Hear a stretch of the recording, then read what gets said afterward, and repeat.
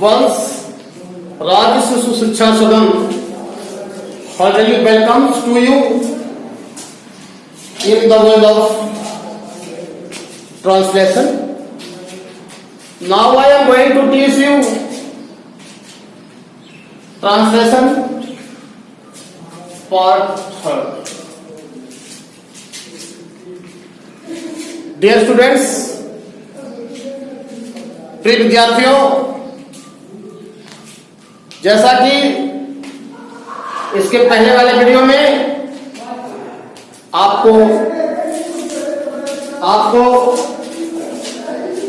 जैसा कि इसके पहले वाले वीडियो में एक सफल ट्रांसलेटर बनने के लिए 5 सूत्र बताए गए थे और उसमें कुछ पॉइंट्स मैंने दिया था। उसके बाद मैंने प्रेजेंट इंडेफिनिट से पढ़ाना शुरू किया। तो प्रेजेंट इंडेफिनिट टेंस क्या होता है, किसे कहते हैं, उसकी पहचान क्या होती है, कुछ वर्ब के विषय में बताया कि जितने भी वर्ब होते हैं वो ऑलरेडी प्लूरल में होते हैं, उनमें हम यस या यस लगाकर उन्हें सिंगुलर बनाते हैं। और अफर्मेटिव सेंटेंस में पहुंचा था और इसके बाद अफर्मेटिव सेंटेंस में कुछ नोट्स चल रहे थे, कुछ विशेष बातें चल रही थी। आपको तभी आनंद आएगा पढ़ने में लिखने में कि जब इस वीडियो को शुरू से लेकर अंत तक पढ़ेंगे और वीडियो को जब सब्सक्राइब करेंगे तो जितने भी मैटर यहां से जा रहे हैं वो नोटिफिकेशन के माध्यम से आप तक पहुंचेंगे। तो अपील आपसे यही है, गुजारिश यही है कि राज्य शिशु शिक्षा सदन में इस समय ट्रांसलेशन की दुनिया चल रही है, तो आप चैनल को शेयर करेंगे, लाइक करेंगे, सब्सक्राइब करेंगे। तो वहां देखें, तो जैसा आपने पढ़ा था कि अफर्मेटिव सेंटेंस में पहले हम सब्जेक्ट लिखते हैं, उसके बाद वर्ब की फर्स्ट फॉर्म सब्जेक्ट के साथ प्लस ऑब्जेक्ट प्लस अदर, ये कल ही से चल रहा है। अब हम नोट नंबर 3 में आते हैं। ध्यान दें, यदि वाक्य में टी प्लस टी अर्थात 3 समय दिया गया, बच्चे अमूमन ट्रांसलेट गलत कर देते हैं, जैसा लिखा रहता है वैसे कर देते हैं।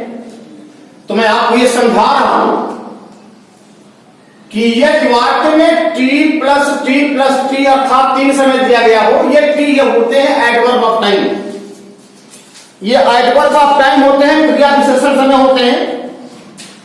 तो इनके लिखने का क्रम क्या है, इनको हम लिखेंगे कैसे?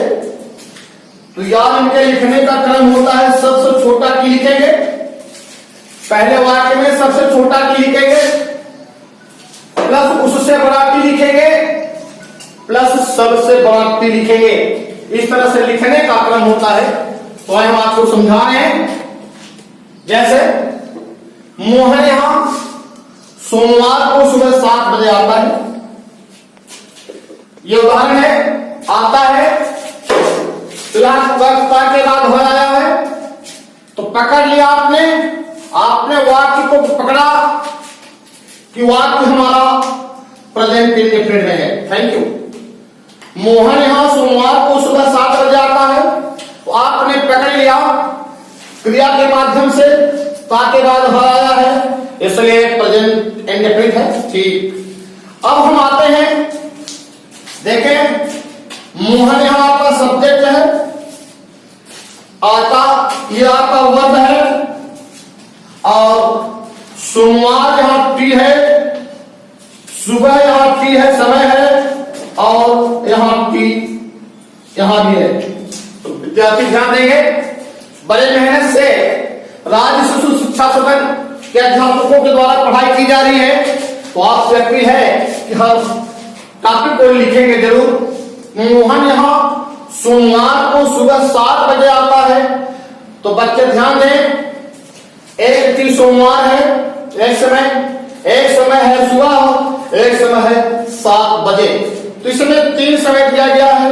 अमूमन बच्चे ट्रांसलेट करते हैं तो जैसे जैसे लिखा उसी तरह से ट्रांसलेट कर देते हैं, लेकिन हम आपको ये समझा रहे हैं। यहां देखें कि एक वाक्य में टी प्लस टी अर्थात 3 समय दिया गया हो तो लिखने का क्रम होता है सबसे छोटा टी प्लस उससे बड़ा टी प्लस सबसे बड़ा टी। तो आइए हम आपको समझाते हैं। इसमें सबसे छोटा टी है हमारा 7 बजे, तो ये मेरा T1 हो गया। ध्यान देंगे, ये सबसे छोटा है T1।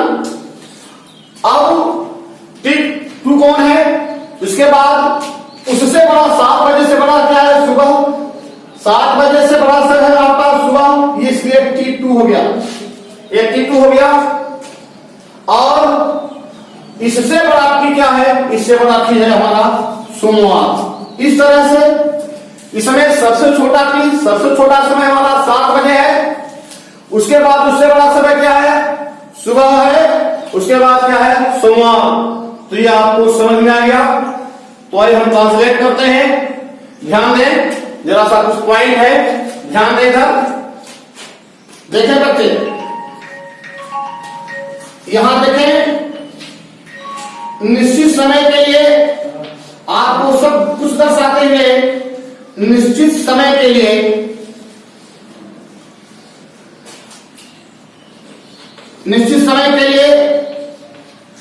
प्रेपोजिशन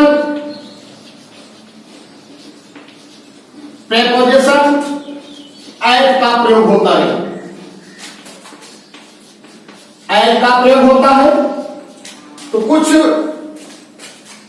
मैंने आपको वहां पहले वीडियो में सब कुछ बताया था। तो निश्चित समय के लिए प्रेपोजिशन एट का प्रयोग होता है। अगला पॉइंट, मॉर्निंग, इवनिंग, आफ्टरनून के पहले इनका प्रयोग होता है।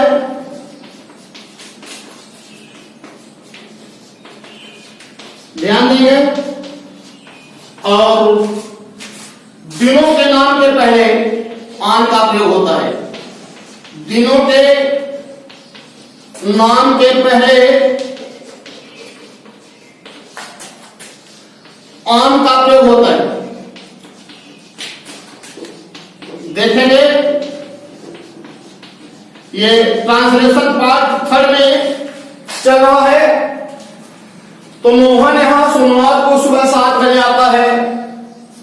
जैसा आपने पढ़ा कि समय सबसे छोटा T 7 बजे है। उसके बाद उससे बड़ा सुबह है। उसके बाद सबसे बड़ा सोमवार है। तो आइए हम आपको बनाते हैं। तो सबसे पहले हम सब्जेक्ट लेंगे। तो यहां मेरा मोहन क्या है? सब्जेक्ट, इसलिए मैंने लिखा है मोहन। एक पॉइंट हो गया। क्योंकि मोहन सिंगुलर है, एक वचन है, तो वर्ब हमको रखना है। वर्ब हमारा क्या है? आना के अंदर योग के कम, इसलिए मैंने लिखा है मोहन कम। अभी गलत है ये। मोहन सिंगुलर है तो इसको भी सिंगुलर बनाना पड़ेगा, मोहन कम्स। ये हो गया मोहन आता है। ध्यान देंगे, तहलका बता देने वाला ट्रांसलेशन चल रहा है। अब यहां आराम से लिख दिया मैंने हियर, ठीक। अब आपके सामने 3 समय है। तो सबसे पहले हम छोटा T रखेंगे। तो छोटा T आपको बता के दिया गया 7 बजे है। यहां आए, निश्चित समय के लिए प्रेपोजिशन एट का प्रयोग होता है। तो ये 7 बजे एक निश्चित समय है। तो 7 बजे के पहले हमको एट लगाना है। यहां लिखा है तो मोहन कम्स हियर। उसके बाद हम क्या लिखेंगे? वर्ब हो गया। अब 3 समय है, लिखा मैंने यहां एट 7 o'clock। तो Mohan comes here eight 7 o'clock। उसके बाद आते हैं हम दूसरे T में, सुबह, इन द मॉर्निंग,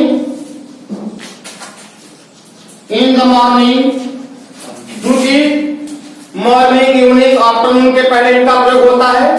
तो ये मॉर्निंग के पहले मैंने यहां प्रेपोजिशन लगा दिया। उसके बाद बचा है मंडे, ये हो जाएगा ऑन मंडे। ध्यान दें, ऑन मंडे। और यहां दर्शाया गया दिनों के नाम के पहले हम ऑन का प्रयोग होता है या करते हैं। इस तरह से मेरा ट्रांसलेशन बन गया रेडी कि मोहन यहां सोमवार को सुबह 7 बजे आता है। जब आप ट्रांसलेशन करेंगे ये हो जाएगा Mohan comes here eight 7 o'clock in the morning on Monday. तो ये आपने आज साधारण वाक्य के नोट नंबर 3 में पढ़ा। फिर से हम आपको समझा के आगे बढ़ेंगे। यदि वाक्य में T प्लस T अर्थात 3 समय दिया गया हो, इसको हम एडवर्ब ऑफ टाइम कहते हैं। तो लिखने का क्रम होता है सबसे छोटा T प्लस उससे बड़ा T प्लस सबसे बड़ा T। जैसे मोहन यहां सोमवार को सुबह 7 बजे आता है, तो यहां 3 समय है। एक है 7 बजे है, एक सुबह है, एक सोमवार है। इसमें सबसे छोटा है 7 बजे, उससे बड़ा है सुबह, उसके बाद सबसे बड़ा है सोमवार। ये दर्शाया गया है कि निश्चित समय के लिए प्रेपोजिशन एट का प्रयोग होता है। मॉर्निंग, इवनिंग, आफ्टरनून के पहले इनका प्रयोग होता है और दिनों के नाम के पहले प्राय हम ऑन का प्रयोग करते हैं। तो ट्रांसलेशन बन के रेडी हुआ कि Mohan comes here eight 7 o'clock in the morning on Monday. देखो बच्चों, इसके बाद जरा सा हम कुछ भूल गए थे क्या बताने के लिए। तो पूरे अंग्रेजी की दुनिया में टेंस की पहचान इतनी है, ध्यान दें।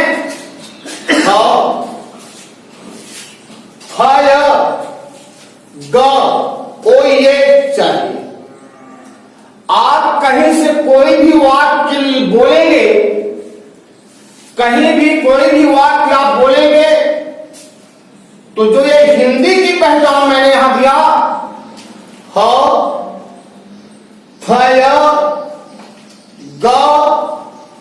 ये चाहिए। आप कमेंट में बोलेंगे कि सर नहीं मिल रहा है, तो हम रिप्लाई में भेजेंगे। चाहे जहां से वाक्य बोलेंगे, हम आपको ये बता देंगे कि आप प्रेजेंट बोल रहे हैं कि पास्ट बोल रहे हैं कि फ्यूचर बोल रहे हैं कि इंपरेटिव बोल रहे हैं। अरे अगर वह आता है तो वो प्रेजेंट होता है, चाहे वो प्रेजेंट इंडिफिनिट हो, चाहे प्रेजेंट कंटीन्यूअस हो, चाहे प्रेजेंट परफेक्ट हो, चाहे प्रेजेंट परफेक्ट कंटीन्यूअस हो, चाहे सिंपल प्रेजेंट हो।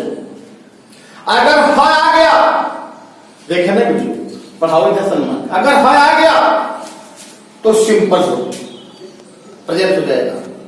जैसे वह एक अच्छा लड़का है, राम जाता है, राम जा रहा है, राम जा चुका है, राम चांदी से रामायण पढ़ रहा है, तो ह तो आया गया, इसलिए क्या हुआ, प्रेजेंट हुआ। और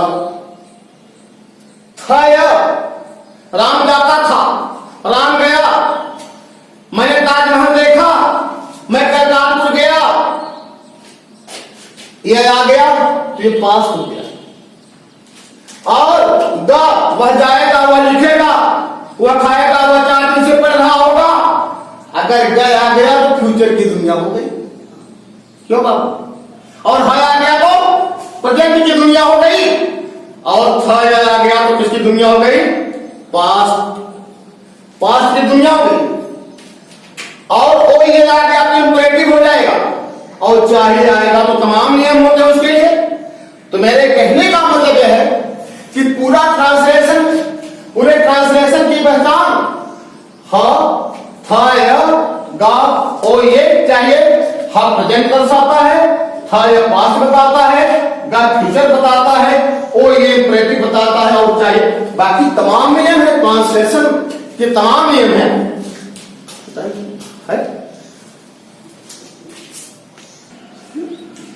तो अफर्मेटिव के बाद हम आपको नेगेटिव सेंटेंस पढ़ाने जा रहे हैं। प्रेजेंट इंडिफिनिट के नेगेटिव सेंटेंस के विषय में बात करेंगे। तो यार नेगेटिव माने होता है, नेगेटिव सेंटेंस माने होता है नकारात्मक वाक्य। नकारात्मक वाक्य अरे जिसमें किसी कार्य को करने से निषेध कर दिया जाए, जिसमें नहीं शब्द हो वही निगेटिव होता है। उसमें कहने क्या बात है, खाना खाने के बाद मुंह धो। जिसमें नहीं शब्द हो जाए या जहां बात को निषेध कर दिया जाए वही क्या होता है, निगेटिव सेंटेंस होता है। दरअसल इसके बहुत ढेर सारे शब्द होते हैं, इसके बहुत ढेर सारे शब्द होते हैं mister Ramesh ji. Negative sentence के बहुत ढेर सारे शब्द। जैसे मान लीजिए ये क्या हुआ, नो हुआ, नॉट हुआ, नेवर हुआ,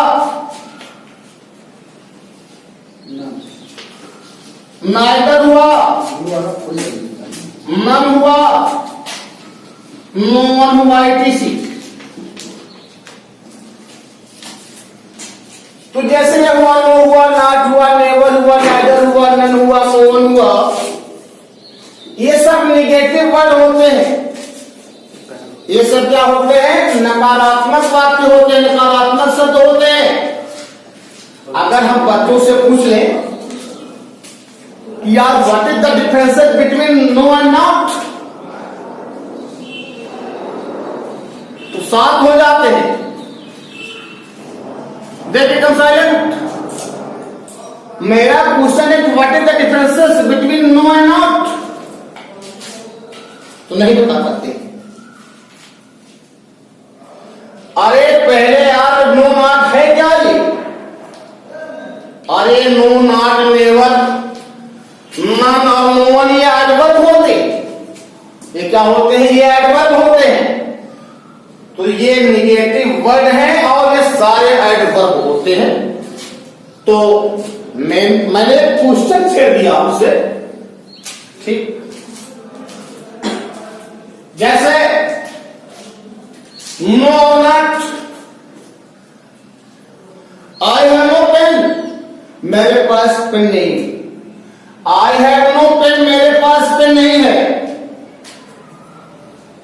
आई हैव नॉट आंसर्ड, उत्तर मिल गया। अभी यार आई हैव नो पेन, एक पॉइंट मैंने दिया और मैंने लिखा Sita has not sold her pen. Sita has not sold her pen. अब आपको तो अंतर समझ में आ गया कि नो और नॉट में क्या अंतर। अरे नो नॉट में अंतर यह है कि नो का प्रयोग प्रायः नाउन के पहले होता है, नो का प्रयोग प्रायः नाउन के पहले होता है, और नॉट का प्रयोग मेल वर्ब के साथ नॉट का प्रयोग होता है। नो का प्रयोग नाउन के साथ होता है और नॉट का प्रयोग वर्ब के साथ होता है। यही डिफरेंस है। तो आइए आप टॉपिक पर आए, देखें। तो निगेटिव सेंटेंस में आपको समझा रहे हैं, बच्चे ध्यान से देखेंगे, बहुत मजेदार टॉपिक है, बहुत बहस करनी है आपसे। तो निगेटिव सेंटेंस, इसमें डू नॉट और डज नॉट।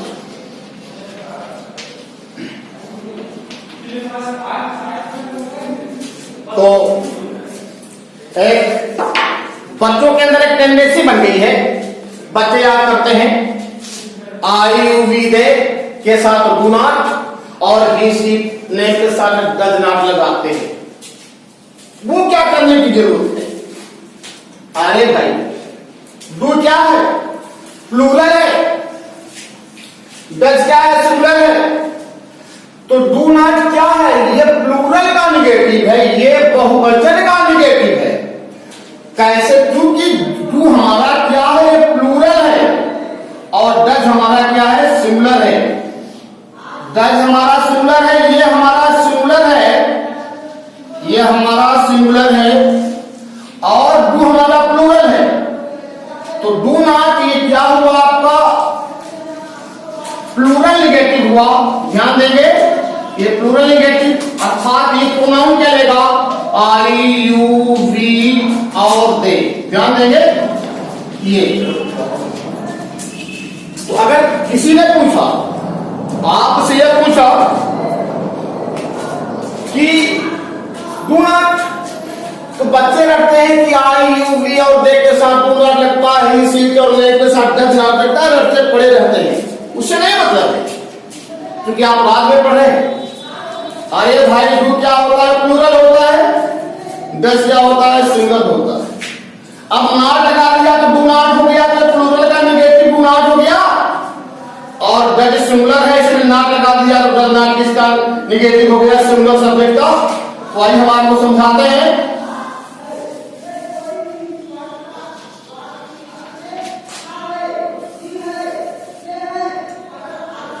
डू नॉट, तो ये हो गया आपका सिंगुलर, ये सिंगुलर नेगेटिव हो गया। बच्चे ध्यान देंगे, जैसे ही, सी, इट और नेम। अब आपके सामने वो फिगर मिली कि प्रेजेंट इंडिफिनिट में, हल्का बोले, हल्का बोले, डू नॉट और डज नॉट का प्रयोग होता है। प्लूरल नेगेटिव में आई यू वी और दे ये और दी सी सिंगुलर नेगेटिव है। सिंगुलर नेगेटिव ये डज नॉट। तो जब हम बनाएंगे पहले हम सब्जेक्ट लिखेंगे प्लस डू नॉट या डज नॉट देंगे प्लस वर्ब का first base plus object plus other. इस तरह से आपका नेगेटिव है। ध्यान देंगे बच्चे, ये आपका फनी के फार्मूला रेडी। जैसे अगर हम ये कहें वे मैदान में क्रिकेट नहीं खेलते हैं, वे मैदान में क्रिकेट नहीं खेलते हैं, बना लें आप पहले लिखेंगे सब्जेक्ट, सब्जेक्ट आपका यहां पे है, तो ये मैंने लिखा दे, आराम से लिखा मैंने दे। अब हमको डू नॉट और डज नॉट में सिलेक्ट करना है, तो दो दे हमारा क्या है? प्लूरल है, तो हम यहाँ इनपुट के बाद नेगेटिव है, इसलिए प्लूरल का नेगेटिव हम क्या लेंगे? Do not. इसलिए प्लूरल का नेगेटिव क्या लेंगे? Do not. ये तय हो गया, यहाँ हो गया दे डू नॉट। ठीक, उसके बाद क्या लिखेंगे? वर्ब की first base play, do not play. Object क्या हमारा? क्रिकेट। उसके बाद लिखा मैंने इन द फील्ड। ये बन के आपका रेडी हुआ, they do not play cricket in the field. दूसरा उदाहरण है, जैसे मालवीय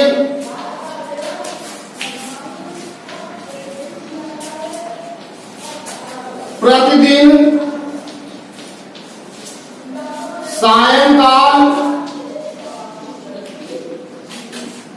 गंगा के तट पर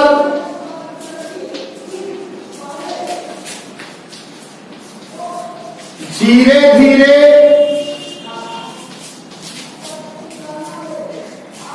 टहलते हैं। देखें,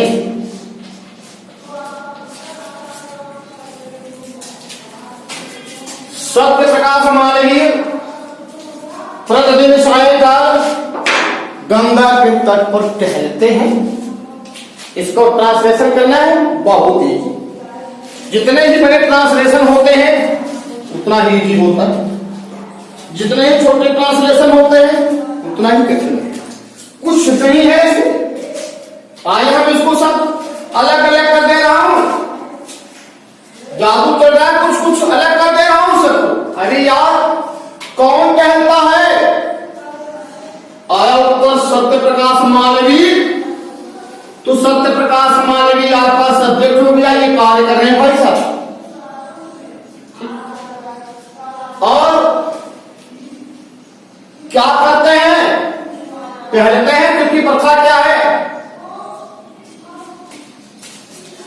नहीं टहलते, यहां मैंने नहीं निगेटिव पढ़ा रहे, एक्सक्यूज में नहीं टहलते। तो सत्य प्रकाश मालवीय प्रतिदिन सायंकाल गंगा के तट पर धीरे धीरे नहीं टहल रही है, हमको बताना। ठीक, तो सत्य प्रकाश मालवीय आपका सब्जेक्ट हो गया। उसके बाद डू नॉट और डज नॉट में से एक सेलेक्ट करना है, चूंकि नेम यहां लिखा है तो नेम क्या लेता है, आपके सामने लिखा है गजनाट। कोई इत्मीनान से मैंने लिखा है यहां सत्य प्रकाश मालवीय। ये आपका एक पॉइंट हुआ। डू नॉट डजनॉट में से सेलेक्ट करना है, जैसा कि आप जानते हैं डजनॉट होगा। तो ये लिखा मैंने डजनॉट, ठीक। उसके बाद देख रहे हैं आप क्या लिखा है, वर्ब वाक। तो सत्य प्रकाश मालवीय डजनॉट वाक, सत्य प्रकाश मालवीय नहीं टहलते हैं। इतना कट गया, ठीक। अब क्या लिखा है, धीरे धीरे। तो ये धीरे धीरे किसकी विशेषता है, ये सत्य प्रकाश की नहीं है, टहलने की है। तो ये टहलने की विशेषता है। जब ये टहलने की विशेषता है तो क्रिया के बाद हम लेंगे। तो Satya Prakash Malviya does not walk slowly. अब कहां, on the bank of Ganga. तो सत्य प्रकाश मालवीय प्रतिदिन सायंकाल गंगा के तट पर धीरे धीरे नहीं टहलते हैं। तो Satya Prakash Malviya does not walk slowly on the bank of Ganga. अरे यार पहले वाला आ गया, दो समय है, प्रतिदिन है और सायंकाल है। तो सायंकाल छोटा है और प्रतिदिन क्या है, बड़ा है। तो पहले हम क्या लिखेंगे, सायंकाल की अंग्रेजी, इसलिए क्या हो जाएगा, इन द इवनिंग। उसके बाद क्या बचा है, डे। तो ये बन के आपका रेडी हुआ। ध्यान देंगे, सत्य प्रकाश मालवीय प्रतिदिन सायंकाल गंगा के तट पर धीरे धीरे नहीं टहलते हैं। तो Satya Prakash Malviya does not walk slowly on the bank of Ganga in the evening day. तो जरा सा हड़बड़ाने की बात नहीं है, फिर से एक बार हम समझाते हुए आपको बताएंगे कि डू नॉट ये प्लूरल नेगेटिव है, आई यू वी और दे लेता है, और डज नॉट सिंगुलर नेगेटिव है, ही सी इट और नेम के साथ लगता है। ये फार्मूला है, सब्जेक्ट प्लस डू नॉट या डज नॉट प्लस वर्ब की first form plus object plus other. जैसे वे मैदान क्रिकेट नहीं खेलते हैं, they do not play cricket in the field. और सत्य प्रकाश मालवीय प्रतिदिन सायंकाल गंगा के तट पर धीरे धीरे नहीं टहलते हैं। तो ये वाक्य लंबा है, हड़बड़ाएंगे नहीं। सत्य प्रकाश मालवीय सब्जेक्ट मेरा, डज नॉट वॉक धीरे धीरे है, स्लोली, कहां, on the bank of Ganga in the evening. Thank you. और आपसे कुछ गुजारिश है, अपील है कि टॉपिक को शुरू से लेकर अंत तक पढ़ेंगे, तभी टॉपिक का भरपूर आनंद उठा पाएंगे। और चैनल को सब्सक्राइब जरूर करेंगे, शेयर करेंगे। अदरवाइज अगर आप सब्सक्राइब करेंगे तो सारे टॉपिक आपको नोटिफिकेशन के द्वारा पहुंचते रहेंगे। थैंक यू, बेस्ट लक, धन्यवाद।